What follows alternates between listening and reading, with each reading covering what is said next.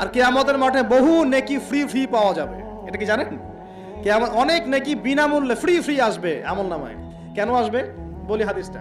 নবী সাল্লাল্লাহু আলাইহি ওয়াসাল্লাম বলেছেন, তোমরা কি জানো সবচেয়ে বড় মিসকিনকে, দরিদ্র মানুষকে, মিসকিনকে? সাহাবীরা বলছেন, আমরা তো মনে করি যার সম্পদ কম সেই মিসকিন।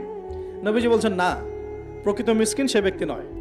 প্রকৃত মিসকিন সে ব্যক্তি যে কিয়ামতের মাঠে উঠবে উহুদ পাহাড়ের সমান নেকি নিয়ে উঠবে। উহুদ পাহাড় দেখেছেন তো? বিশাল পাহাড়। উহুদ পাহাড়ের সমান নেকি নিয়ে উঠবে। নামাজের নেকি, যাকাতের নেকি, হজের নেকি, ওমরার নেকি, বিভিন্ন নেকি। কিন্তু দেখবে সামনে বহু মানুষ দাঁড়িয়ে আছে। কেন দাঁড়িয়ে আছে? কারো কাছ থেকে টাকা নিয়েছে, টাকা শোধ করে নাই, কাউকে গালি দিয়েছে, কাউকে অন্যায়ভাবে অপবাদ দিয়েছে, কাউকে আঘাত করেছে, কারো উপর জুলুম করেছে ইত্যাদি। বিভিন্ন রকম মানুষের সাথে জড়িত পাপ ছিল, ঠিক আছে? কারো গীবত করেছে, কাউকে তহমত দিয়েছে ইত্যাদি। এখন আল্লাহ পাক বলবেন, এই ব্যক্তির নেকির যে পাহাড় আছে এখান থেকে নেকি নিয়ে ওদেরকে দিয়ে দাও। বলেন নাউজুবিল্লাহ। নেকি আস্তে আস্তে ট্রান্সফার হবে। এই যে আমরা যে ব্লুটুথ শেয়ার ইট, মনে আছে? ব্লুটুথ শেয়ার ইট পাস হয় যেভাবে, আল্লাহ পাকের প্রযুক্তি হবে আরো অনেক অনেক উন্নত। মুহূর্তের মধ্যেই নেকি ট্রান্সফার হয়ে যাচ্ছে।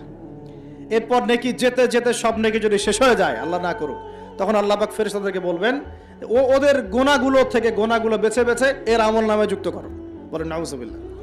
এরপর এই ব্যক্তি এই বিশাল বিশাল নেকি অর্জন করার পরেও জাহান্নামে যেতে হবে। আল্লাহ পাক হেফাজত করুন আমাদেরকে, বলি আমিন।